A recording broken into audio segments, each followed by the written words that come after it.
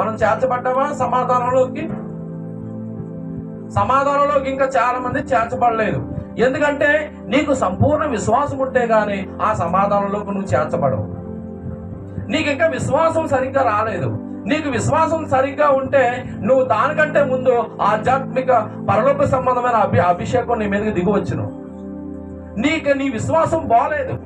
నీ విశ్వాసం చెడు కొంపకొడుతుంది. ఓ పక్కన నీ విశ్వాసంలో కల్తీ కలుగుతుంది, ఓ పక్కన లోకం కలుగుతుంది, ఓ పక్కన దేవుడు కలుగుతున్నాడు. ఈ విశ్వాసం చాలా నీచమైన చెడు వాసన వస్తుంది. ఏది నీ విశ్వాసం? స్థిరమైన విశ్వాసం ఉంటే నీవు అభిషేకం చేత నింపబడతావు. అభిషేకం చేత నింపబడిన వాడు ఎప్పుడు కూడా దేవుడితో ఎల్లకాలం సమాధానం కలిగి ఉంటాడు. అభిషేకం లేదనుకో నువ్వు ఆ దేవుని కొరకు కట్టబడలేవు, దేవుడితో ఎప్పటికీ సమాధానం కలిగి ఉండలేవు. దేవుని కొరకు ప్రాకులాడుతున్నాం కదా, ఒక గంట ప్రతిరోజు రాత్రి ఇంట్లో కూర్చుని దేవా నాకు అభిషేకం కావాలి, ఒకవేళ నీకు తెలుసో తెలియక చేసిన ప్రతి పాపానికి క్షమించమని ఒకరైనా అడుగుతున్నారు ఇక్కడ పురుషుల్లో? అభిషేకం పొందుకోకుండా ఉన్నవాళ్ళు అడగట్లేదు. ఎందుకని? నీకు ఇంకా లోకాన్ని విడిచిపెట్టడం ప్రాణం అప్పట్లేదు. దొంగసాటుగా చెరికల్లో చూడండి, జింక మేస్తా ఉంటే నక్క ఎప్పుడు కూడా గుంటల్లో ఉండి అలా పైకి లేచి చూస్తా ఉండదండి. ఎందుకంటే దాని తీరంతా జింకర పడేసుకోవాలి, తినేవాళ్ళ. అలాగే మనం కూడా బయటికి కనిపించట్లేదు కానీ క్రైస్తవుడు ఆ గుంటలో ఉన్న నక్కలాగా పాపం చేయడానికి ఇలాగా అలాగా అంటే డైరెక్ట్ గా చూడలేడుగా. డైరెక్ట్ గా చూడాలనుకుంటే వీడు క్రైస్తవుడు కదా అని జనాలు అనుకుంటారు. అందుకని గుంటలో కూర్చున్న నక్కలాగా పాపం చేయడానికి ఏదో మూల దాక్కుని అలాగా ఇలాగా లాంటి రకరకాల స్వభావాలతో ఉంటున్నారు ఈ రోజున చాలా మంది. ఇలాంటి స్వభావంతో ఉంటే నువ్వు ఎక్కడ మారినట్టు? ఎక్కడ నీకు అభిషేకం ఇస్తాడో? అభిషేకం ఎవరు పొందుకుంటారు అసలు?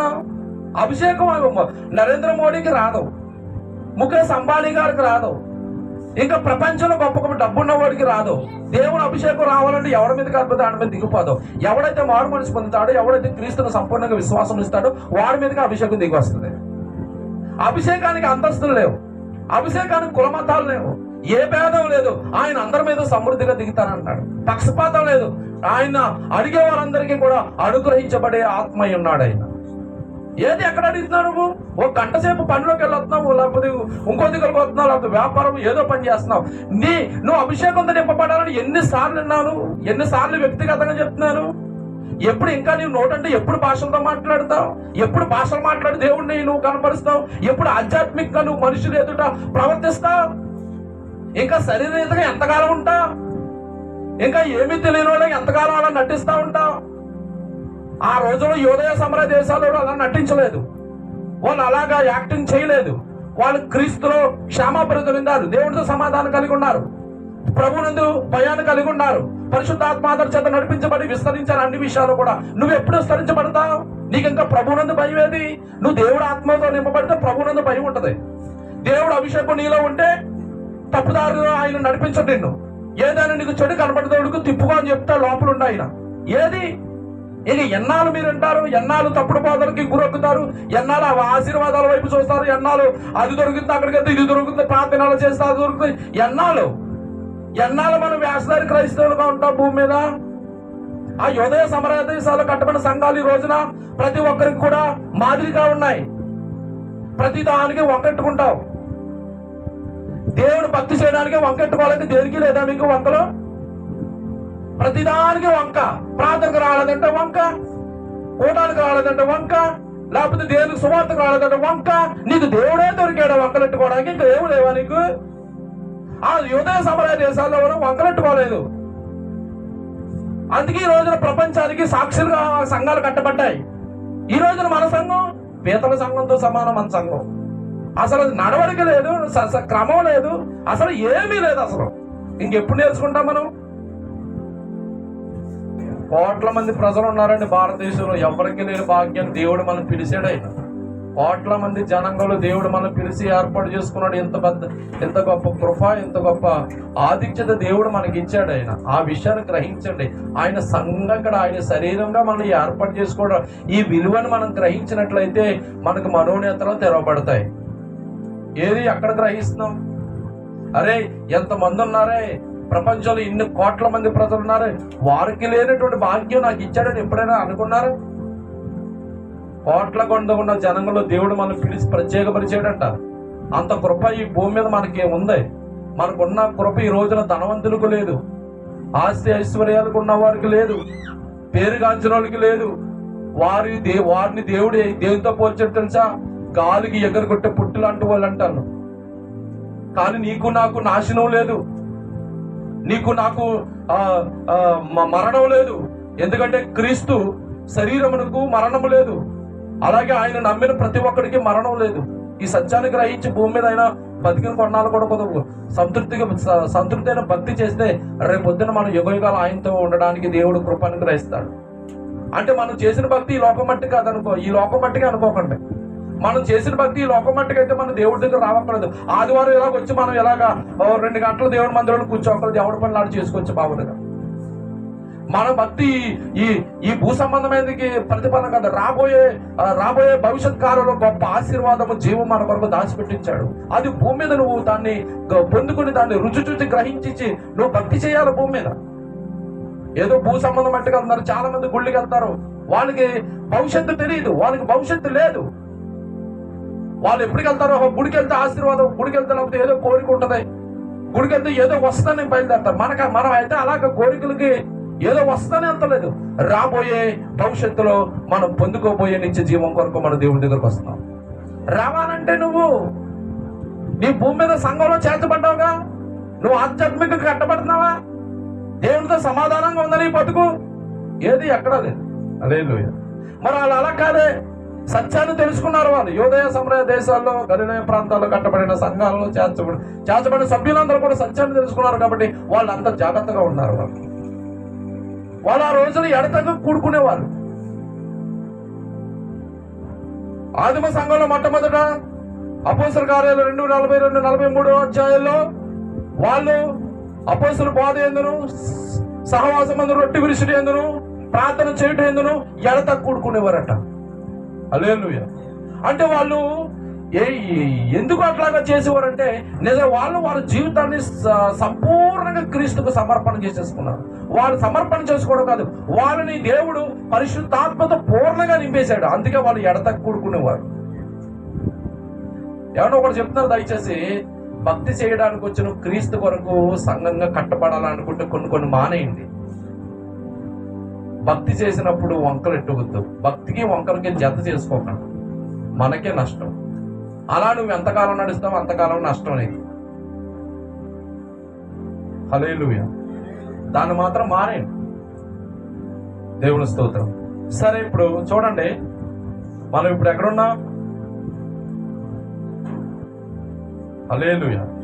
చూడండి, మరి వాళ్ళు యోదయ సమరయ గలిలయలో కట్టబడినటువంటి సంఘాలు, వాళ్ళు దేవునితో సమాధానం కలిగి ఉన్నాయి. అయితే మరి వాళ్ళు సమాధానం భూమి మీదకి ఎలా వచ్చిందని వాళ్ళు గ్రహించారు. మొట్టమొదట యేసుక్రీస్తు మరణం వలనే ఈ భూమి మీదకి సమాధానం వచ్చిందని అపోస్తలుడైన పౌలు ఎఫెసీ సంఘానికి రాయడం జరిగింది.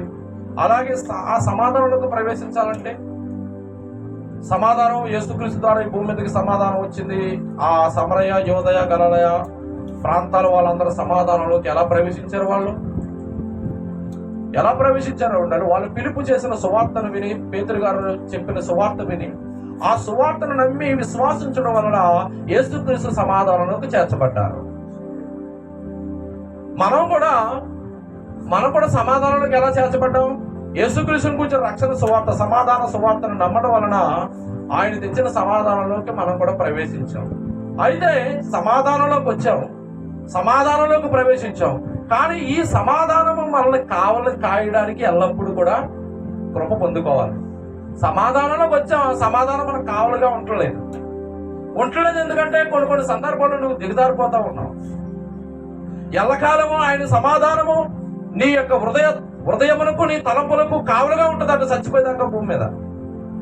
సమాధానకర్త దేవుడు నీకు తోడుగా ఉంటాడంట. ఆ యోదయ సమరయ గలిలయ ప్రాంతాల్లో ఉన్న సంఘాలకు సమాధానకర్త దేవుడు తోడుగా ఉన్నాడంట. హల్లెలూయా. అదే సమాధానకర్త దేవుడు మనకి తోడుగా ఉండాలంటే నువ్వు కూడా ఏం చేయాలా?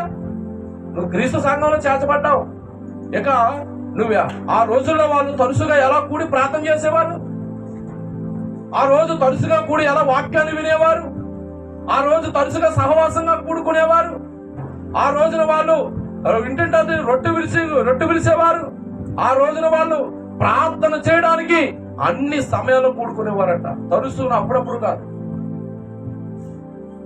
హల్లెలూయా. అయితే మరి చూడండి, సమాధానంలో చేర్చబడ్డ మనందరం కూడా ఆ సమాధానం ఎప్పటికీ కూడా మనకి కావులుగా ఉండాలి. మన హృదయానికి, మన తలంపులకి ఆయన సమాధానం కాపుదల పెడతాడట. భూమి మీద నువ్వు బ్రతుకున్నంత వరకు కూడా ఆ సమాధానం నీకు తోడుగా ఉంటది. సమాధానకర్త యొక్క దేవుడు నీకు తోడుగా ఉంటాడని దేవుడు వాక్యం జరుగుతుంది. అంటే నువ్వేం చేయాలా? ఆ సమాధానకర్త యొక్క దేవుడు నీకు తోడుగా ఉండాలంటే నీ సహనము, నువ్వు క్రీస్తులోనికి సమాధానం విశ్వాసం ద్వారా ఒకప్పుడు క్రీస్తు విరోధమే, ఒకప్పుడు నువ్వు దేవుడు లేని జనంగానమే, మనం అందరం కూడా దేవుడు తెలియనివే, అన్యజనులమే, పరవాసులము, పరదేశులుగా ఉన్నాం. అయితే యేసుక్రీస్తు మన అందరి నిమిత్తం ఆయన ప్రాణం పెట్టాడు, మన రక్తాన్ని చిందించాడు, మన అందరూ సమాధానం చేయబడ్డాం, సమాధానంలోకి చేర్చబడ్డాం.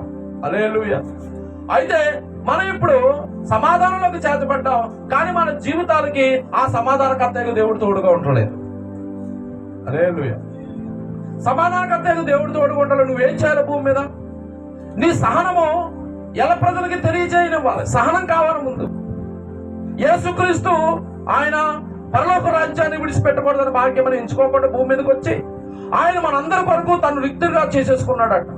అంటే మనందరి పాప దోషము నుండి ప్రపంచంలో ఉన్న మానవులందరూ విడిపించడానికి తాను రిక్తుడిగా దేవుడికి సమర్పణ చేసుకున్నాడు.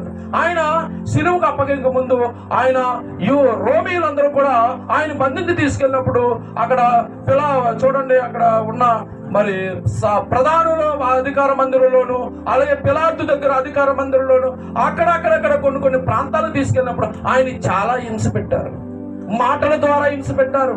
అలాగే ఆయన చాలా రకాలుగా అపహాసించారు, హేళన చేశారు, నోటు మీద కాండ్రకి చూపు మూశారు, అలాగే చెంప మీద చెల్లుమని కొట్టారు, అలాగే పిడుగుతులు గుద్దారు, అలాగే ఆయన అపహాసించారు, అవమానించారు, హేళన చేశారు, దుర్భాషలాడారు. ఎన్నో రకాలుగా ఆ ప్రజలందరూ కూడా ఆయన హింసించినప్పుడు కూడా నోరు తెలియకుండా తన మృదుత్వాన్ని ప్రదర్శించాడంటే ఎవరిని ఏమనుకుంటా. ఆయన చేసిన త్యాగం ద్వారా, ఆయన చూపిన ఆ యొక్క సహనం ద్వారా ఈ రోజున సర్వమానవ ప్రపంచంలో ఉన్న మానవులందరికీ రక్షణ వచ్చింది.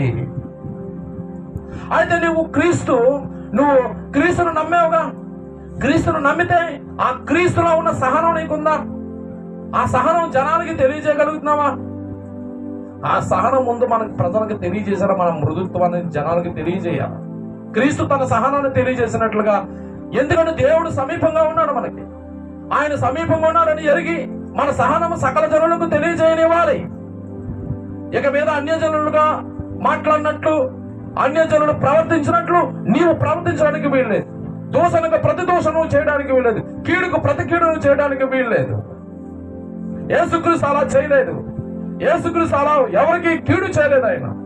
ఆయన మేలు చేసి హింసించబడ్డాడు, మేలు చేసి శ్రమ పట్టబడ్డాడు. ఈ రోజున మనం క్రీస్తు బిడ్డలుగా మనం కూడా సమాజంలో ఉన్న ప్రజలందరి ఎదుట మనం కూడా మన సహనాన్ని ప్రజలందరికీ తెలియజేయనివ్వాలి అని దేవుడు చదివిస్తున్నాడు. మన సహనాన్ని అనేకులకు తెలియజేయనిస్తూ యేసుక్రీస్తు మనకు సమీపంగా ఉన్నాడని మనం ఎల్లప్పుడూ కూడా ప్రార్థన, విజ్ఞాపన, కృతజ్ఞతలు, మన విన్నపాలని దేవునికి తెలియజేయాలి. హల్లెలూయా. ప్రతిరోజు కూడా, ఏ రోజు కూడా చూడండి, మన సమస్యలు ఎదుటివానికి చెప్పడం కంటే మన సమస్యలు దేవుడికి చెప్పడం వల్ల అవి చాలా పరిష్కారం అవుతాయి. హల్లెలూయా. మనకున్న ప్రతిదీ కూడా దేవుడికి చెప్పాలి. ప్రార్థన, విజ్ఞాపన, అలాగే మన విన్నపాలు కృతజ్ఞత పూర్వకంగా ఆ పరలోకమందున దేవుడికి తెలియజేస్తే ఆ సమాధానకర్త అయిన దేవుడు నీ హృదయానికి, నీ తలంపులకు కావలు కాస్తాడట. ఎప్పుడు చేసావు నువ్వు అలాగా? నీ హృదయానికి ఆయన సమాధానం కావాలనుకుంటే నువ్వు చెడ్డ మార్గంలోకి వెళ్ళవు. నేను చెడ్డ మార్గంలోకి నడిపించడు. ఆయన నీకు ఒక గైడెన్స్ గా ఉంటాడు, ఆయన నీకు ఒక నాయకుడుగా ఉంటాడు, ఆయన నీకు ఒక కెప్టెన్ గా ఉంటాడు. ఏది నీ ప్రార్థన, ఏది బుడుబుక్కల ప్రార్థనని లేకపోతే సొల్లి ప్రార్థన చేస్తాం మనం ఇంట్లో ఉంటే. ఈ బుడబుక్కల ప్రార్థనకి, సొల్లి ప్రార్థనకి దేవుడు నీకు తోడుగా ఉండడు. అలాగే ప్రపంచంలో ఎంతో మంది క్రైస్తవులు చేస్తున్నారు, ఎంతమంది క్రైస్తవులు ప్రార్థన చేస్తున్నారు, వాళ్ళకి దేవుడు తోడుగా ఉండడు. నువ్వు ప్రార్థన పట్టుదలతో చేయాలా? యూదయ సమరయ ప్రాంతాల్లో ఉన్న వాళ్ళు ఎడతెగకుండా గుడి ప్రార్థన చేసేవారు. ఏది నువ్వు ఎక్కడ చేస్తున్నావు? ప్రతిదానికి ఫోన్ చేయాలి నీకు. శుక్రవారం రావాలని ఎందుకు రాలేదంటే ఏదో చెప్తావు, మంగళవారం రాలేదంటే ఎందుకు చెప్తావు, ఏదో చెప్తావు. ఎక్కడ నీ యొక్క భక్తి, ఎక్కడ నీ ప్రార్థన జీవితం? పోనీ బలహీనంగా ఉన్నామంటే ఏదో దేవుడు దాన్ని సరిపడి చూసుకుంటాడు, అంతా బాగుంటది, ప్రార్థన చేయడానికి ఎందుకు? ఇంకెలా కట్టబడతామండి? వాళ్ళు అలా చేయలేదు భక్తి. అదే వాళ్ళ క్రీస్తులు కట్టబడ్డారు, దేవునితో సమాధానం కలుగున్నారు. మనకలా కాదు, వాళ్ళు ప్రతి విషయం కూడా ఎడతగా కూడుకునేవారు. హల్లెలూయా. మనం కూడా ఆ యూదయ సమరయ గలిలయ దేశాల్లో కట్టబడిన సంఘాలను మనం పోలి నడవాలి. హల్లెలూయా. క్రీస్తులో క్షేమాభివృద్ధి చెందాలి, దేవుడితో సమాధానం కలిగి ఉండాలి. కలిగి ఉండాలంటే నువ్వు ప్రతి విషయంలో కూడా ప్రార్థన విజ్ఞాపనలు ఎందు, అలాగే కృతజ్ఞత, నీ విన్నపాలని కృతజ్ఞత పూర్వకంగా దేవునికి తెలియజేస్తే ఆ సమాధానకర్త యొక్క దేవుడు నీ హృదయానికి, నీ తలంపులకి కావు పెడతాడు. ఒక శ్రేష్టమైన మార్గంలో నిన్ను నడిపిస్తాడు. నువ్వు ఎప్పుడైతే శ్రేష్టమైన మార్గంలో నడుతావో అప్పుడే నీకు దేవుడితో సమాధానం కలిగి ఉంటుంది. దావీదు ప్రార్థన చేయకే కదా ఆ మేడెక్కాడు. ఆ సాయంత్రం వేళలో ప్రార్థన చేసిన సమయంలో చల్లపోట్లో గదిలో కూర్చుని దేవుడికి అక్కడ జరుగుతున్న యుద్ధం నిమిత్తం దేవుడికి విజ్ఞాపన చేయవలసిన సమయంలో ఆ గాలికి చల్లగాలి తిరుగుతూ ఉంటే చూడబడిన దృశ్యం చూశాడుగా. నిజంగా అక్కడ ప్రార్థన చేసుకుని ఉంటే ఆయన ఆ దృశ్యానికి లోపడేవాడా? ఆ దృశ్యం చూసిన దేవుడు సమాధానాన్ని కావలుగా పెట్టి ఆ పాపంలో పడకుండా కాపాడు. ఎప్పుడైతే చూశాడో, పాపం చేశాడు, దేవుడితో సమాధానం కోల్పోయాడు. ఈరోజు నీ బతికంతే. ప్రార్థన చేయవలసిన సమయంలో ఎక్కడో తిరుగుతున్నావు, ప్రార్థన చేయవలసిన సమయం ఎక్కడో ఉన్నానంటున్నావు. ఎవరు కావాలి నువ్వు ఎక్కడుంటే? నువ్వు క్రీస్తు కొరకు, క్రీస్తు బిడ్డవని చెప్పుకుంటున్నావుగా. ప్రార్థన సమయంలో నువ్వు ప్రార్థన చేసుకోవాలి, ఒకరి ఇంట్లో అయినా లేకపోతే దేవుని సన్నిధిలో అయినా. ఎక్కడో ఉంటానంటావు, ఏదో చేస్తానంటావు. ఎక్కడ ఆయన సమాధానం కావాలనుకుంటుంది, నీకు దుర్బుద్ధి వస్తుంది. దుర్బుద్ధి వచ్చినప్పుడు ఆయన సమాధానం నీకు కావాలలేకపోతే నువ్వు దాంట్లో పడి కొట్టుకుపోతావు. ఆ కాకినాడ సైడ్ కాలంలో పంది కొట్టుకుపోయినట్టు చూడు, పెద్ద సైడ్ కాలంలో ఉంటే పెద్ద తెగదొల్లేది, అలాగే కొట్టిపోతాం మనం కూడా.